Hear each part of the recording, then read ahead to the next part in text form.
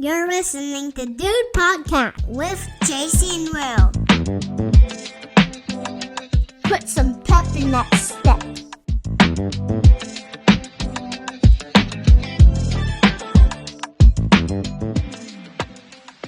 Enjoy the show. Dudies, I'm Will. And I'm JC. And you are listening to Dude.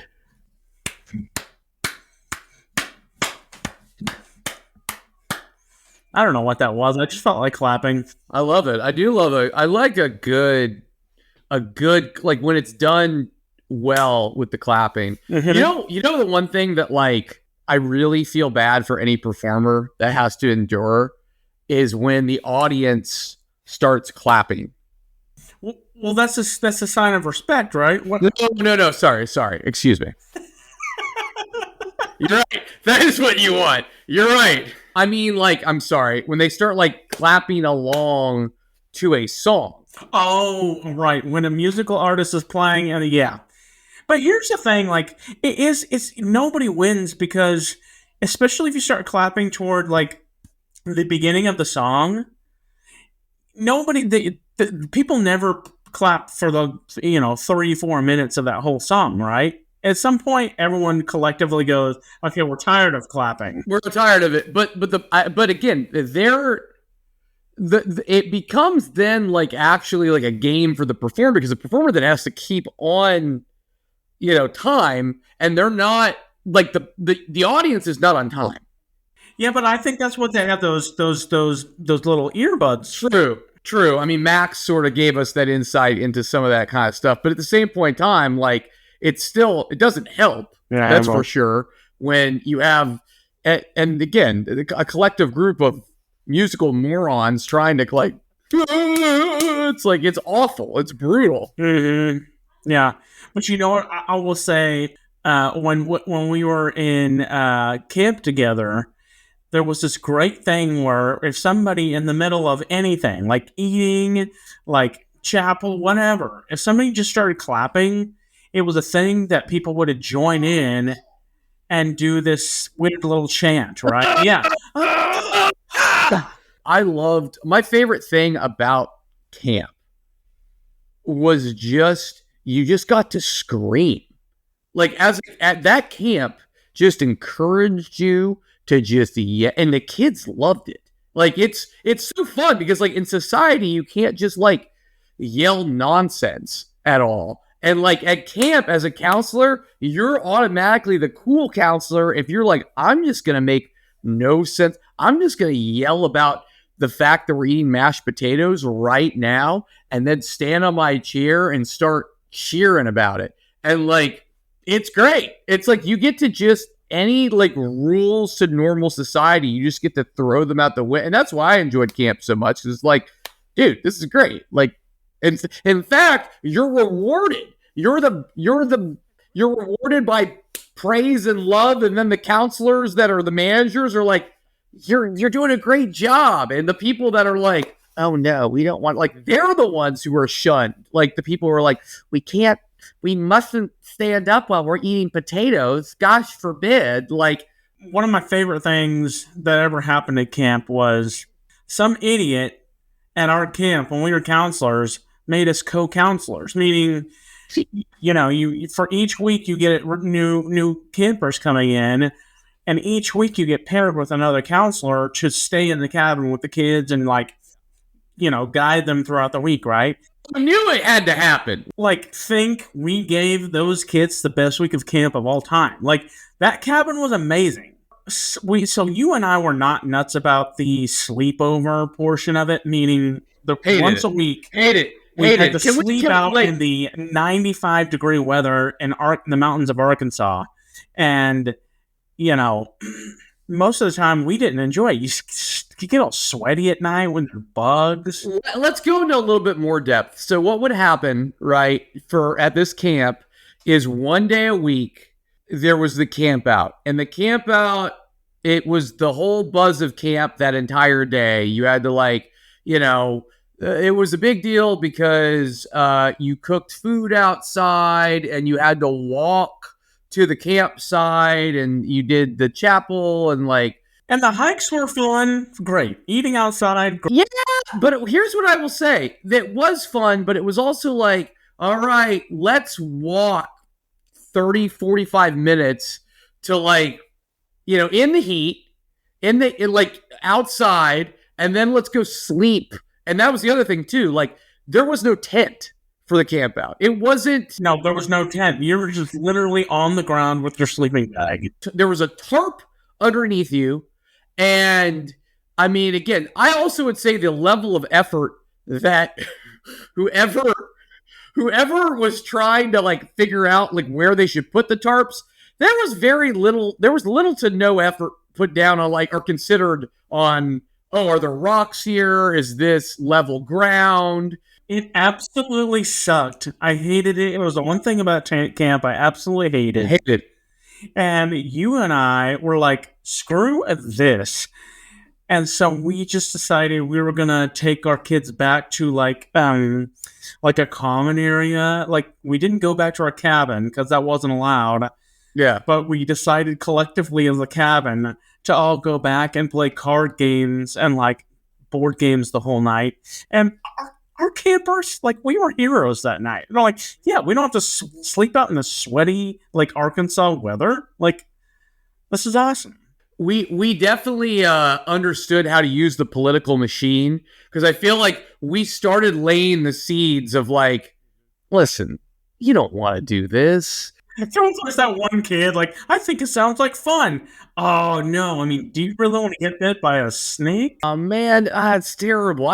So, like, I think that was one of those things that me and you, I feel like when we figured out that we were going to have the cabin that week, I feel like we got in a room and we're like, okay, what are our goals for, and it's funny because a lot of people, like, listen, their goals are like, okay, listen, we're going to win Bible memorization challenge, or we're going to have the cleanest cabin, or we're going to do this. Me and Will didn't care about any of those things. We just didn't want to sleep outside. In fact, we were very mediocre in every one of those things because, we didn't, those were their goals. We didn't care. We just want to have fun. I think some of our goals are like, we're going to have some awesome chants. And like, I think we had some weird chants. We had some very, very bizarre chants that made people really confused. Here's what I will say. When I look back on my youth, there's a right kind of person to be a counselor and a wrong kind of person to be a counselor. I'm not saying I wasn't a good kid. Generally, I'm not saying I don't think I was a bad kid. I was somewhat of a square, but I think counselors at that age are supposed to be, good dudes. Say like, "Good job, Timmy, way to go!" Like, I was more like wanted to be a part of the gang kind of thing. Like, I wanted to play the games with them, and I wanted to like be silly with them, and I almost was like a big version of a camper. Well, I think that was me. I mean, that's me too. So I think that's problematic when you're trying to, again, corral kids, is when you have two counselors who want to be a part, who basically just want to be campers. It probably doesn't help anybody. One of my favorite counselor memories, like, of all time, when you become a counselor, you're taught very early on to be hyper aware of like not getting into uncomfortable bad situations and people crossing the line, right? I think any campus had that issue, right? Yeah. So you're hyper aware of it, like keeping those boundaries. Well, one week this kid came up to me. He was this kid from nowhere, small town Arkansas. And he had a really big accent. He goes, Mr. Will, I need you. Come here. I need you to help me put my cream on. And I was like, okay. Well, is it, what's going on? He goes, well, I got my cream and I'm supposed to put it on every day.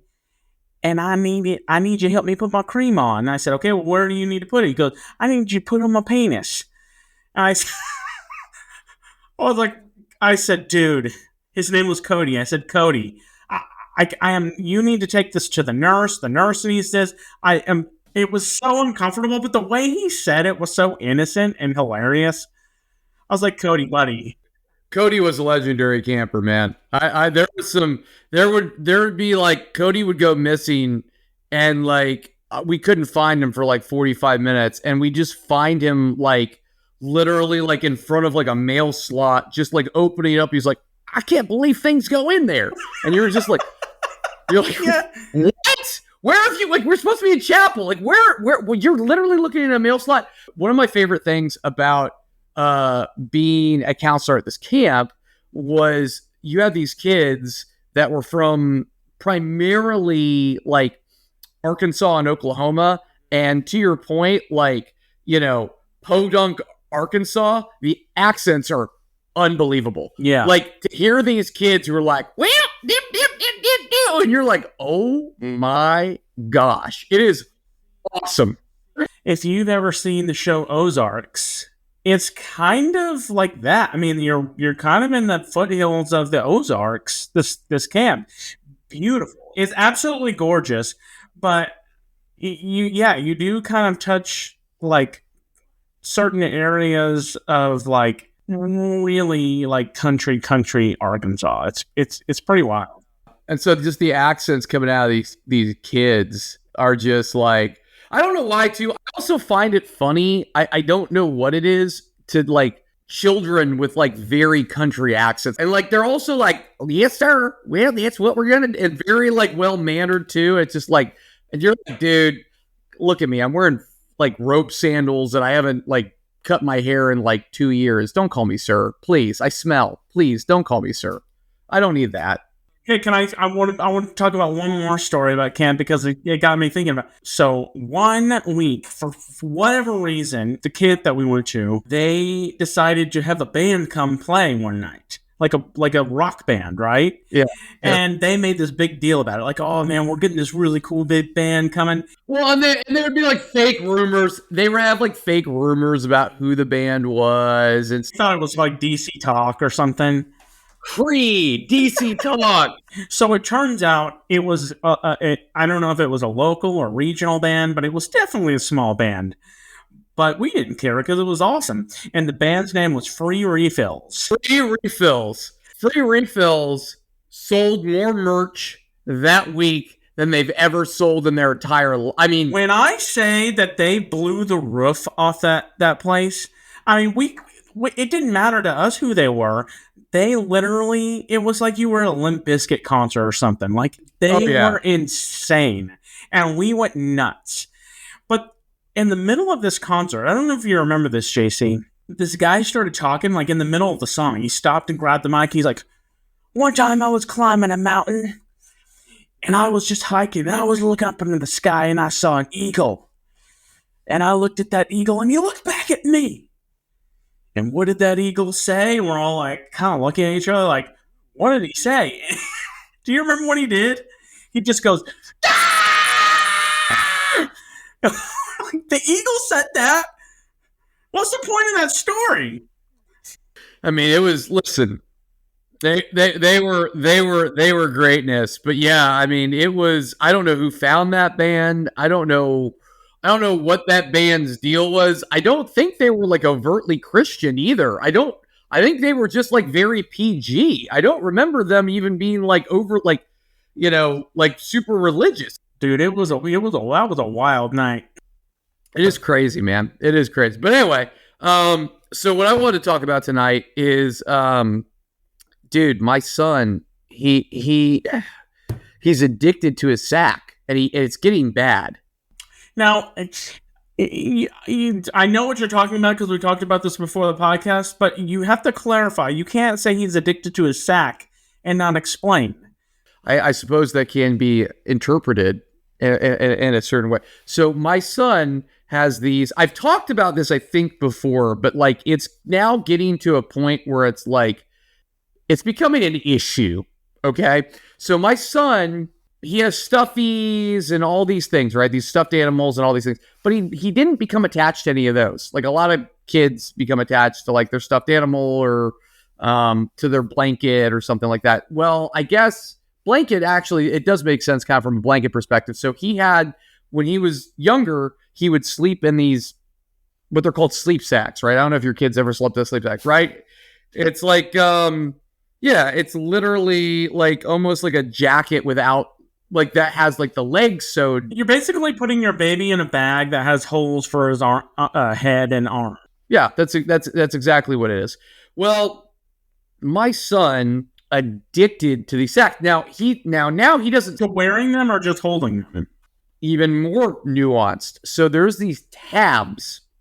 There's the zipper. You like zip it up right to the top, kind of like even like a coat. Some coats have this. And then there's a little button. Yeah. Like we call this tab, right? Yeah. From on one side of to cover the zipper, the sack to cover the zipper. Exactly. But he is obsessed with sticking that little tab and sucking on that little tab, right? So he sucks on it. He sucks on it. Sometimes he sucks his thumb with the tab. And he like, also what he does is he takes the tab and he rubs it on his nose every once in a while. It's really weird. And like like the ultimate sign of respect for my son is giving you a snack, a sack love, a lovey, a sack. What does that lovey. mean? It means he takes the little tab and he like rubs it on your He's like nose. knighting you with his sleep sack. It's like the ultimate sign of respect from him. Like it's a big deal. If you get that, like you're like, it's almost like up there with like a presidential like medal. Oh, no doubt. I mean, it's definitely like a Medal of Honor. Is it stinky, that sack? You know, luckily we do a really good job of cleaning the sack on a regular basis. And we have so many sacks on. That's the other weird thing. He's not really loyal to any sack. He has multiple sacks. But the problem is he is addicted to them. So he has, in fact, he gets really excited when he can hold all his sacks at once. So how often is he with a sack? That's where I was headed. It's becoming a problem. Like we just had a full-blown temper tantrum because we couldn't take sack into the bathtub. Oh yeah. Yeah. We're having problem. And he just screams, sack! And we're like, dude, literally sack is like waiting for you in bed. And again, it's so weird because then you give like a human characteristic to this stupid sleep sack. You're like, he's waiting for you. He's there. He's gonna be there. It's like, why am I calling the sack at him? He's waiting for you. But yeah, he's just having like meltdowns when sack can't be there. And then like when he's reunited with sack, you would think that he'd been overseas at war, and like the only way he could talk to the sack was via letter. He was writing letters to the sack, dear sack. So hey, well, hopefully this can be helpful to you because I have a little story that might be of use to you. Okay, so much like your son, I had an addiction when I was a child, and it was to my pacifier. And well into, I think, age 3 or 4, I was stuck on this pacifier constantly, right? I was obsessed with it. And my parents were very much like you. They were like, we do not know what to do here. And so my mom did a lot of research, did a lot of asking around. And one source said, try telling, just to help kind of take it away for a little bit, try telling your child that your pacifier had to go on vacation, right? Okay. So my mom was like, okay, I'm going to try this. So this was like the first thing she attempted, right? And so she took all my pacifiers, she hid them. And when I asked for them, I said, Mom, I want my passy. She said, well, the thing about your pacifier is they went on a vacation. Okay, so they're not here right now because they're on vacation. And she was ready for the meltdown of the century because, I wanted my pacifier. But apparently, I had enough cognitive, reasoning that when she told me that, she said, I literally went, okay, all right, thanks. And never asked about it again. Ever. Do you think that's because... So 2 questions here. And it's really about the fictitious story that your mother created about these pacifiers going on vacation. Yeah. So first off, did she have an answer? Did the question ever come up? Where did they go on vacation? Because that's what I'm interested in, is where do these pacifiers go? I hope that she did. Like, she's like, okay, they really wanted to go to the Galapagos Islands, and they saved up their money, and they're just enjoying not being sucked on right now. Well, they're on a cruise.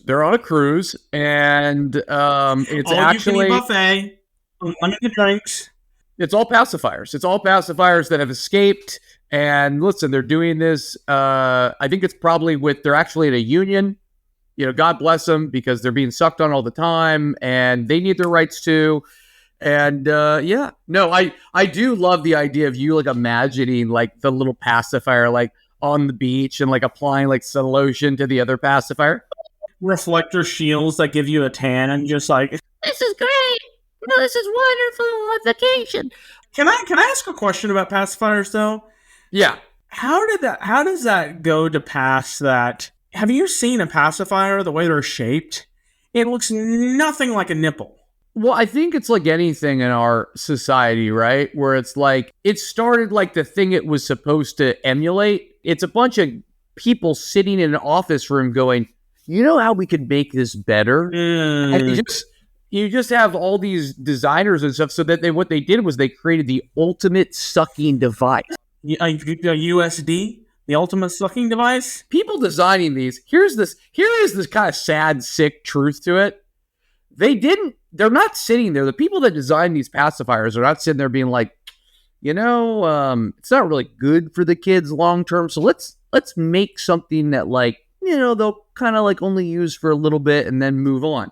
That'd be the correct way to design something like that, right? Instead, they're sitting there going, darn it, how can we make these pacifiers the most addictive Yes, we'll give it a shape that's easy to keep in your mouth. They have these charts with the ultimate sucking index charts. I'm telling you, show them the designs. By the way, I've been laughing this entire time at what appears to be children's headphones that you're wearing. Yeah, this is correct. So, as I mentioned in our last episode, we got a dog, and I left my nice headphones out, and I came back into the room to find the headphones all busted up, thanks to Chip, my dog. Way to go, Chip. So, as you said, I'm wearing kids' headphones. These are my son's headphones that he wears when he does his Amazon little kids pad, only for travel. I'm wearing those. Nice, very stylish. I like it. If you could rename yourself, what would you name yourself? I always thought Sid was a cool name. Sid? Yeah, I always thought Sid was a cool name. Toy Story ruined it though. It did ruin Sid. You're right. Toy Story did ruin Sid. What about Barty? But Bartholomew, but everyone calls you Barty. You could be a Barty. First of all, is that a thing? But yeah, you can call us little Billy Barty. Haven't you ever heard that expression? No, I've never met a Barty once in my life. Have you met a Barty? I've known a Bart. That's not.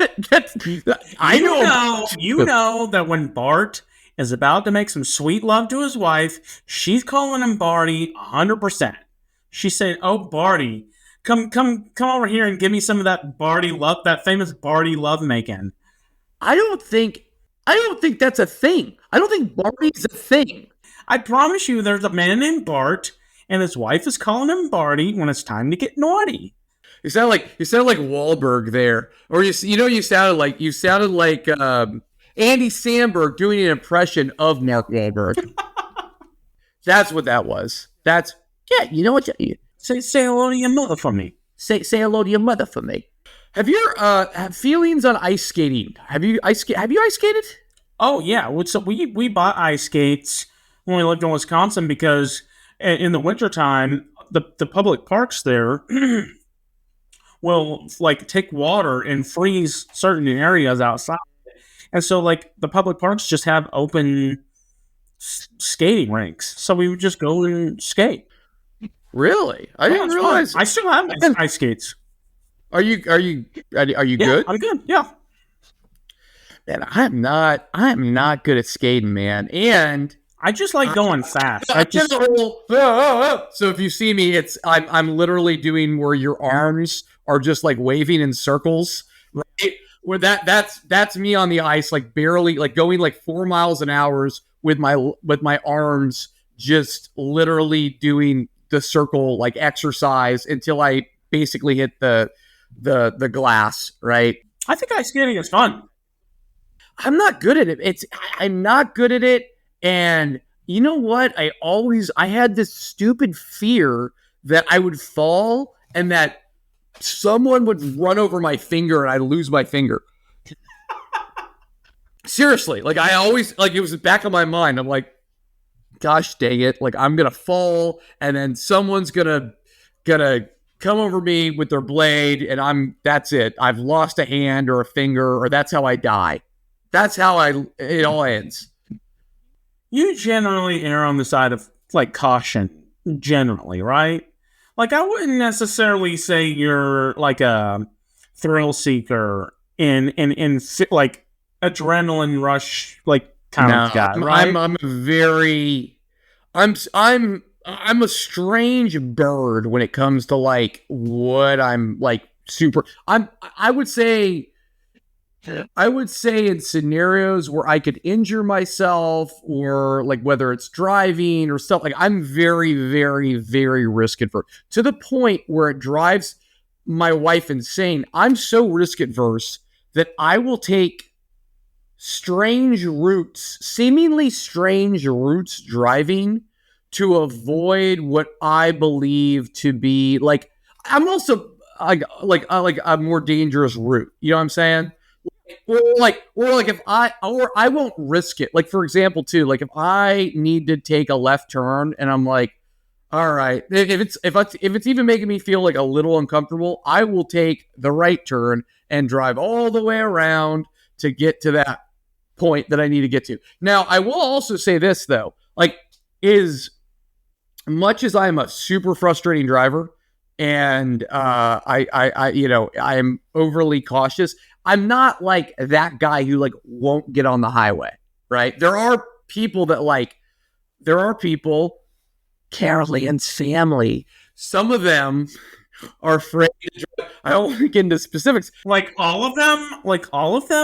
There are some incredible, because I know they might listen, some incredible aunts who we love very much who don't like driving on the highway and maybe don't ever do it.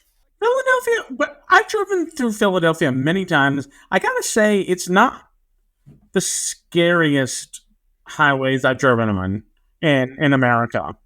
I will tell you this. I would also say, like, you know, I'm really glad that I learned to drive in Tulsa because I think, like, you know, it's about, if we're doing if there's a scale of 1 to 10, right, as difficulty, let's put Philadelphia like maybe a 6 or 7. Yeah, I think that's fair. Yeah, that's fair. Whereas Tulsa's like a 4, maybe a 3. Isn't it crazy? There's people who grew up in New York City and they love New York City. They think it's, you know, the best place in the world to live, but that's normal to them. The way that whole driving, like, that would drive me crazy. Like the traffic and the intensity, and it's just like, I couldn't do it, man. How much it probably costs to park your car? Oh, like, it's brutal. That's where you have to be like loaded just to like drive. Like if you drive a car in New York City, like unless you know you're a taxi driver or it's Uber or something like that. Like you're rich, man. If you have a car in New York City, I mean, dude, just a parking spot is more than rent in most places in the United States. It's crazy. Yeah, it is crazy. It's absolutely insane. What else, man? Anything else exciting going on?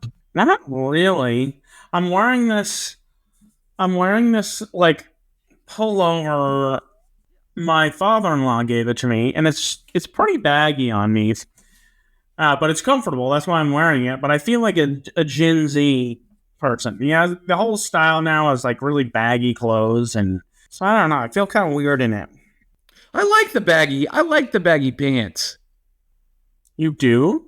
Well, I don't wear them, but I think it looks tasteful. I think when I see it well done, I think it looks tasteful. I haven't seen, but I've only seen it tasteful on women. Men, I've not seen it. Oh, I have not sure. seen men rock baggy.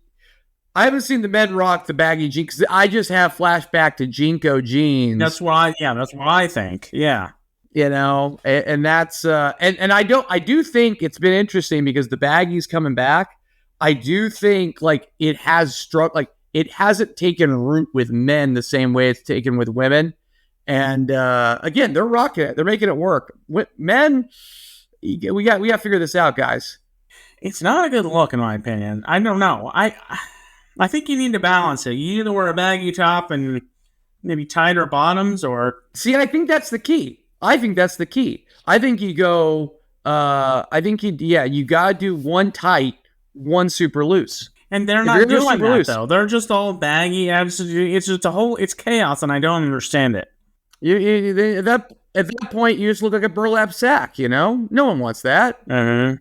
You know what? That kills me is no parent ever likes the way that their teenager dresses. Not a parent on the planet. So because usually the trends that happen that they're conflicting with the way the parents like it. It's always been that way. So I'm very curious to see what trends there are when our boys are teenagers. Yeah, I mean, it's interesting. I do think if we would have had children earlier in life, it'd be very curious right now, because now the trend really is like very much like what we were wearing, closer to what we were wearing than probably, than probably like yeah.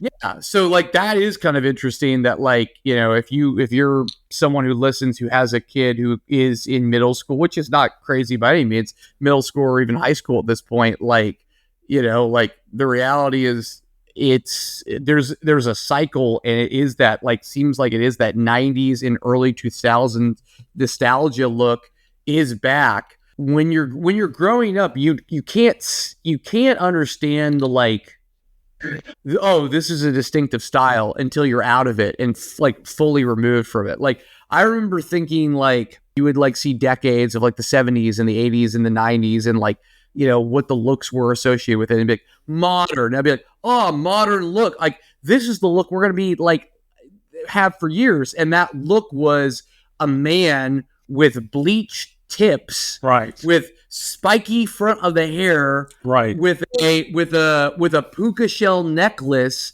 and big baggy cargo pants, with no sleeves on. Like that was the most like decade. But I swear in my head, I'm like, this is how we're gonna be dressing forever. And by the way, you know who also looked just like that?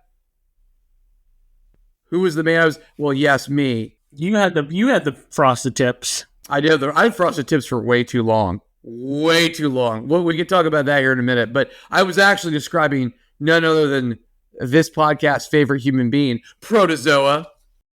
Oh, yeah, Protozoa. Ooh. That would be, going back to your question on what would I name myself if I could name myself any name. Protozoa. That's a good one. Protozoa, man. I mean, listen, it'd be a hit. How could I not? What about Enrique Pina? Do you remember this? I will never forget Enrique. I will be on my deathbed and I will remember the name. When we were, I think it was 8th grade, we had to write, for English class, we had to write us it was a 5-paragraph essay on somebody who inspired us. And I was coming up blank because I was like, everyone's going to say their dad. And I think I just wanted to be silly. So I said, I'm literally going to flip through a phone book of Tulsa and just literally close my eyes and point my finger at a name, and whoever it is, I'm going to use that person. And sure enough, I landed on Enrique Pina. But here's the thing. When you're in middle school, you don't know that you have like the Pena. So we just said Enrique Pina. Enrique Pina, which is, but again, the greatest name you could land on randomly. Like it was like we both won the lot, because I remember it was at my house, I believe, when we opened the phone book and randomly like selected, and you would have thought, again, me and you won the lottery, with your finger going on the name Enrique Pina. And so I used it. I wrote it, and I thought surely she's going to tell, our teacher's going to know. The story you wrote was, I believe, about Enrique Pina taking you under his wing and like teaching you like a musical instrument of some sort. I think you're and right. It empowered you to like become a better person, and also like taught you about love and law. It was the stupidest, most ridiculous story. First off, you don't talk like that. No, I don't. Never, ever. None of these examples made any sense at all. And also, another great weird thing that if I'm reading this would be like, what is up with this guy? You kept referring to him not as Enrique, but as Enrique Pina, using his full name throughout the entire essay. Like it was very clear, like, okay, why does he have to keep referring to his full name? We already have been introduced to Enrique Pina. You could just say Enrique, but no, you had to keep using Enrique Pina. And I think you still made a good grade on it. No, I don't remember what the grade was, but I specifically remember the note she put on it. It said, he sounds like a special person. Thank you, Enrique Pina. If only Enrique knows that somewhere out there, a middle school boy wrote about him being his idol. Maybe he'll find this podcast. Thank you, Enrique. Yeah, Enrique, reach out to us. Thank you. And it's okay. So we talked about your bleach tips, but I think we should say that for next episode, because I think we should find some pictures. Next episode, we will go into depth. Break down our style as high schoolers. That'd be amazing. I think it'd be great. Let's do it. I think it's actually really important middle school into high school, because I think they're all so distinctive, and we can do this with pictures. Of course, yeah, we have to embarrass our. In fact, if you go to our website, thedudepod.com, on our about, you can see a little snippet of what we looks like in high school. All right, Dudies, like, subscribe, share. Actually, really awesome. We had I had a few people that shared the podcast last time. I will give them shout outs right now. Why not? Oh, really? Yeah, Mr. Stephen Fitter, my old business partner, who you didn't think was my business partner, gave me a shout out. Yeah, thank you, Stephen. Why did he text you? No, it was on Facebook. He just did it on Facebook. And then Ben Jolliffe actually did a little shout out in my own text chain. Not my own text. It's not like my own text chain with him being him. That'd be weird. Our fantasy football text chain. He did a shout out.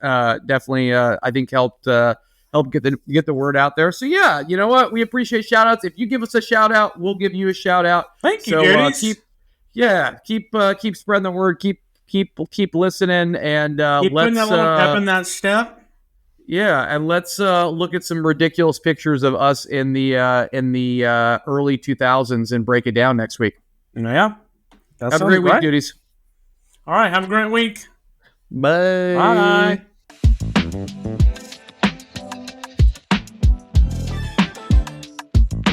Bye.